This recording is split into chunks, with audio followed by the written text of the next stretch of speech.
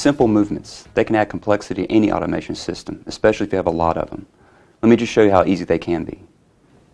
First step is we're going to create a new project. Accept a default name. It's not a problem. We're creating a project container now for all the hardware and software to go into.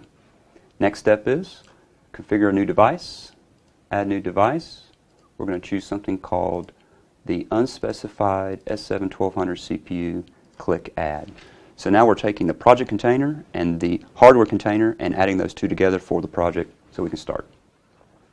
Okay, so we have the actual hardware here in the white box. I have a little pop-up box. I can click detect. I'm going to go out and scan the network now, try to physically find that hardware. And we have. So I'm going to click on it at this point. And in fact, I can click the flash LEDs to prove out that this is the correct hardware. This is the correct piece of hardware I want to detect.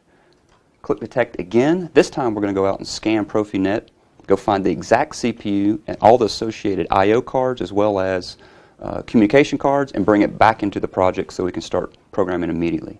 The beautiful thing about this is I don't have to use the hardware catalog to pick and choose every single piece part.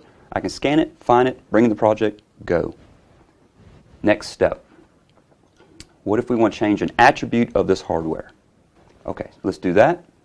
Let me right click on this analog card, click properties. Now you can see I have a plus or minus 10 volt for this analog card. I'm going to choose plus or minus 5 volt. I'm going to give focus to the CPU and I'm going to click download.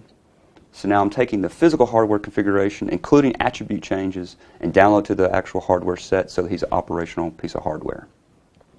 It's compiling in the project. I click load. Now it's actually loading this to the actual CPU itself.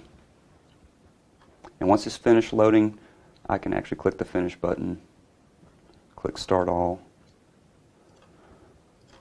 click finished, and now we should have a set of all green LEDs for this piece of hardware. Now, you remember I changed one of the attributes for the analog card. So that means I could actually turn this analog potentiometer and you see we actually have red LEDs across this. I went beyond the 5 volts. One thing you can do immediately is I can actually go online with the CPU, give focus to it, click the online button.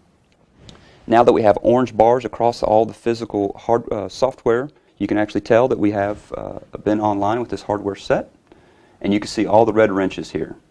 I can actually go down to the module level and I can see that there's something going on with this analog card. At this point, I can double click on online and diagnostics and go to the diagnostic buffer.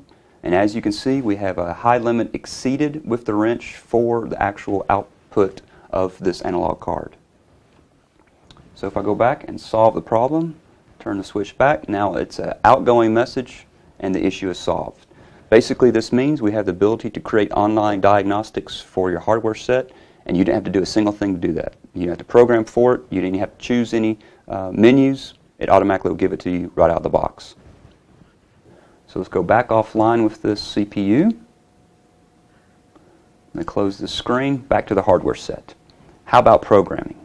Let's go ahead and start that right now. First step, the main OB.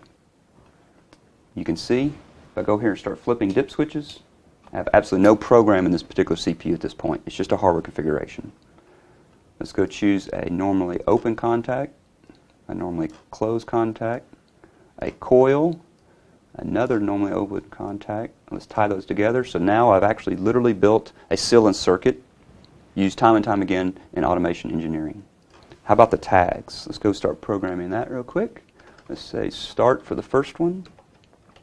Motor 1 for the next one, stop, and then for a coil, motor 1. Whoop. So our seal-in circuit's done, our tags are done, however they're not tied to the hardware set yet. So next thing I can do is do a split screen, give focus to the CPU, go to 400%, and as you can physically see here, the hardware set has the associated bits of the actual points. Well, guess what? I can drag and drop that start directly to that point. There's the start. There's the stop. There's the motor 1. Our code is now complete. I did in just a matter of seconds. I can drag and drop between multiple editors That's engineering efficiency. Next thing I could do is actually download this quick program to the CPU, give focus to it, click the download arrow button. Now it's compiling in the background. Click the load button. Now it's actually going to load it to the CPU, and then click finished. And once this LED goes green, you can see that my standard sealing circuit is complete. Okay, we've done our standard sealing circuit. How about user-defined function blocks? We have the ability from a global library standpoint to create anything you want to from a programmatic standpoint, add it to the library, and reuse it over and over and over again. That way you can create engineering efficiencies in your daily work. Let's do exactly that. Let me close this. Let me click on libraries, drop this down, and you can see I have something called the AT1 simple movements. There's a wiper control block here. Let me drag this into the project. I'm just going to accept the default data block, no problem. Next thing we can also do is not only can I take a function block, the potential associated tags, you can reuse those over and over again, save those to the global library as well. Let me go grab the wiper control tags, pull it into PLC tags. Now we have the tags in the block. All I can do is associate them together, and we can move forward. There's the right wiper. There's the left wiper. Here's the counterclockwise as well as run wiper. Next thing we can do within the same editor, I can go grab the actual coil from the sealing contact, hit Control, drag that down to the start, and I can actually use interoperability between lines of code in a single editor. Our code is complete. If I give focus back to the CPU, click the download arrow button, it's going to compile this in the background. Once it's finished compiling, I can click load. Now it's actually going to load that code to the CPU. Click finished. And at this point, I have a fully functional wiper control system, and I did it in less than 10 minutes. Now that's engineering efficiency.